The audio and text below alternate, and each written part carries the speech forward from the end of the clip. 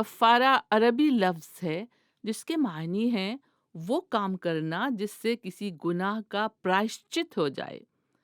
کفارہ ایک اسلامی اصطلاح یا ٹرم ہے جس کے معنی ہیں اگر کوئی غلط کام ہو گیا ہو تو اس کے بدلے کچھ پرائشچت یا دنڈ مقرر ہوتا ہے، جیسے اگر رمضان کے مہینے میں جان بوجھ کر روزہ توڑ دیا جائے تو اس کے بدلے 2 مہینے مستقل روزے رکھنا یا غریبوں کو کھانا کھلانا پڑتا ہے۔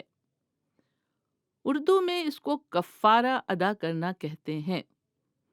مذہبی ٹرمز کے علاوہ شاعری اور ادب میں کفارہ لفظ کافی ملتا ہے۔